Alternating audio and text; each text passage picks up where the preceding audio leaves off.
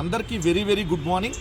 ఆంధ్రప్రదేశ్ రాష్ట్రానికి శాశ్వత ఉగ్రవాద సంస్థలుగా తయారైనటువంటి ఆ రెండు నీచమైనటువంటి దినపత్రికలుగా ఉన్న ఈనాడు, ఆంధ్రజ్యోతిలో ప్రతిరోజు జగన్మోహన్ రెడ్డి గారిని టార్గెట్ చేస్తూ వారు రాసేటటువంటి విషపు వార్తలు, ఈరోజు ఎటువంటి వార్తలు రాసి ఎలా అడ్డంగా దొరికిపోయారో ఒక్కసారి చూద్దాం. సింగడు అద్దంకి పోను పోయాడు రాను వచ్చాడు అన్నట్టుగా మన Davos man alias Chandrababu Naidu గారు వాళ్ళ బృందం దావోస్ వెళ్ళారు, మళ్ళీ వచ్చేశారు. దావోస్ పోను పోయారు, రాను కూడా వచ్చేశారు.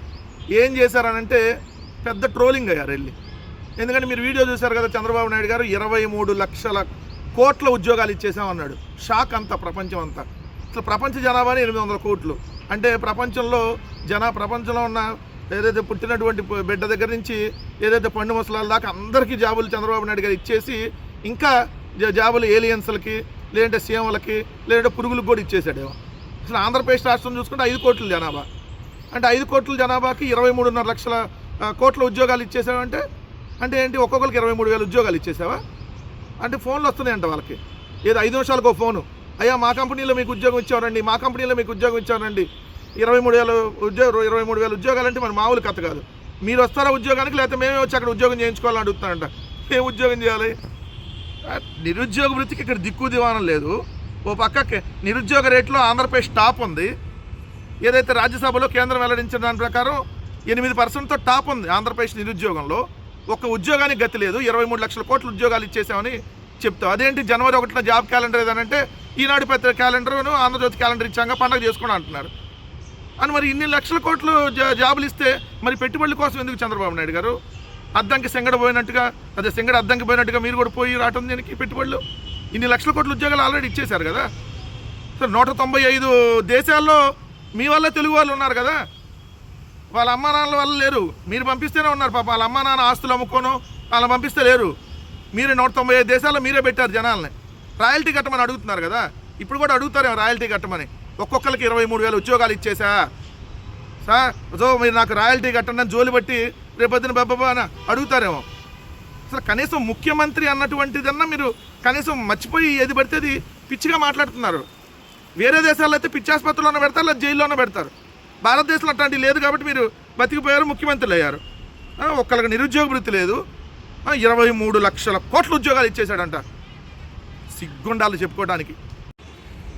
నిన్న జగన్మోహన్ రెడ్డి గారు ఏదైతే భూముల రీసర్వేకి సంబంధించి చంద్రబాబు నాయుడు గారు అంతకుముందు ఎలాంటి తప్పుడు ప్రచారం చేశాడు, వాళ్ళ పత్రికలు ఎలాంటి తప్పుడు ప్రచారం చేసినాయి, అసలు ఈ భూముల రీసర్వే అనేది ఎలా స్టార్ట్ అయ్యింది, వైఎస్ఆర్ కాంగ్రెస్ పార్టీ 2019 మేనిఫెస్టోలో ఏదైతే సుపరిపాలన అనేటటువంటి కాలంలో భూముల రీసర్వే చేస్తాము, సమగ్ర రీసర్వే అని చెప్పి తర్వాత 2020లో దాన్ని స్టార్ట్ చేసినాయి. సర్వే ఆఫ్ ఇండియాతో వీటన్నిటితో టైఅప్ అయినాయి. ఇవన్నీ నిన్న ప్రెస్ మీట్లో సుదీర్ఘంగా జగన్మోహన్ రెడ్డి గారు విత్ ప్రూఫ్స్తో చెప్తే తెలుగుదేశం పార్టీ వాళ్ళు వాళ్ళకి దానికి సరైనటువంటి సమాధానం చెప్పలేక జగన్మోహన్ రెడ్డి గారిని వ్యక్తిగతంగా మాట్లాడి మీ బొమ్మ ఎట్టేసుకుంటారు, మీది దిష్టి బొమ్మ, అది ఇదని చెప్పి మాట్లాడారు కదా.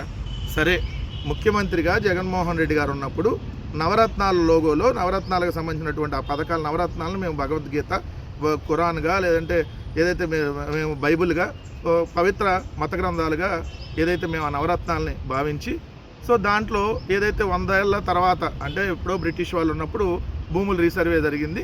అప్పటి నుంచి భూముల సర్వే అనేది జరగలేదు కాబట్టి ఒక పారదర్శకంగా భూముల రీసర్వేని చేస్తే ఏదైతే మీరు దాని మీద పాస్ పుస్తకం మీద జగన్మోహన్ రెడ్డి గారి నవరత్నాలకు సంబంధించిన లోగో ఉంటే మీ భూములన్నీ జగన్ గారు ఎత్తుకెళ్ళిపోతున్నారని నిన్న కూడా చెబుతున్నాడు. ఆ కమిడియన్ సాంబా ఛానల్లో కూర్చొని మీ భూముల్ని దోచేయడానికి, భూములంతా కొట్టేయడానికే రీసర్వే చేశారంట. ఎవడు భూమి కొట్టేశారు? సాంబా. మరి ఇప్పుడు మీరు రీసర్వే చేస్తుంటే మీరు కూడా భూములు కొట్టేయడానికేగా. మరి జగన్ గారు కొట్టేశారని ప్రచారం చేశారు కదా. చేసి తెలుగుదేశం పార్టీకి సంబంధించినటువంటి మంత్రి అనగాని సత్యప్రసాద్ మాట్లాడతాడు. ఆయన రెవెన్యూ శాఖ మంత్రి. ఆయన్ని భూములు కొలవాలి. ఆయన భూములు కొలిసేటటువంటి శాఖ. ఇప్పుడు ఆయన చంద్రబాబు నాయుడు గారు గోళ్ళు కొలుస్తున్నారు. కాలు సంబంధించినటువంటి గోరు ఎంత ఉంది, కాలుకి సంబంధించిన ఏలు వెయిట్ ఎంత ఉంది, కాలుకి ఎన్ని వెంట్రుకలు ఉన్నాయి, ఇదేమన్నా చేస్తున్నారా? జగన్ గారు అంట కాలి గోటికి సరిపోరంట చంద్రబాబు నాయుడు. మీరేమన్నా చంద్రబాబు నాయుడు గారు కాలి గోరు ఎంత ఉంది ఈ సైజులో ఏమన్నా కొలుస్తున్నారా? భూములు రీసర్వేనా మీరు చేయాల్సినటువంటి మంత్రిత్వ శాఖ? మిస్టర్ డార్లింగ్ మంత్రి గారు చెప్పండి, నేను అంటలే మిమ్మల్ని డార్లింగ్ మంత్రి అని, మీ ఆంధ్రజ్యోతి రాధాకృష్ణ మమ్మల్ని ముద్దుగా పిలుస్తూ ఉంటాడు కదా. సో జగన్ గారు బొమ్మ వేస్తే అంటే అది దిష్టి బొమ్మ అంట. మరి ఇప్పుడు అన్నా క్యాంటీన్లో మీ చంద్రబాబు నాయుడు గారు బొమ్మ వేస్తే ఇది దిష్టి బొమ్మ అయిద్దా, మరి ముష్టి బొమ్మ అయిద్దా? ప్రతి ప్రభుత్వ కార్యాలయాల్లో మరి మీరు చంద్రబాబు నాయుడు గారు మీరు ముఖ్యమంత్రిగా మీ దిష్టి బొమ్మ మరి ముష్టి బొమ్మ అది. మీ పక్కన మళ్ళీ పవన్ కళ్యాణ్ గారిని కూడా పెడుతున్నారు కదా, మరి అదే బొమ్మ. మరి మీరే చెప్పండి, ముఖ్యమంత్రిగా ఫోటో ఉంటే అది దిష్టి బొమ్మ అన్నప్పుడు మరి దిష్టి బొమ్మ ముష్టి బొమ్మ మీరే చెప్పాలి. అలా అదేవిధంగా అంతకుముందు మీరు ఇన్కమ్ సర్టిఫికేట్ మీద, క్యాస్ట్ సర్టిఫికేట్ మీద, ఫ్యామిలీ సర్టిఫికేట్ మీద చంద్రబాబు నాయుడు గారు మీ ఫోటో వేసుకున్నారు కదా, అప్పుడు మరి అది దిష్టి బొమ్మ లేదంటే ముష్టి బొమ్మ ఇంకే బొమ్మ? పెన్షన్లు ఇచ్చే దాని మీద ఇప్పుడు కూడా వేస్తున్నారు కదా మీ అద్భుతమైనటువంటి ఏదైతే బొమ్మ, మరి అది దిష్టి తగలకుండా వేసే బొమ్మ లేదంటే ఇంకేదన్నా ముష్టి బొమ్మ? సమాధానం చెప్పాలి. దిష్టి బొమ్మ అన్న వాళ్ళకి దిష్టి బొమ్మ ముష్టి బొమ్మ సమాధానం మేము అడుగుతా ఉన్నాం.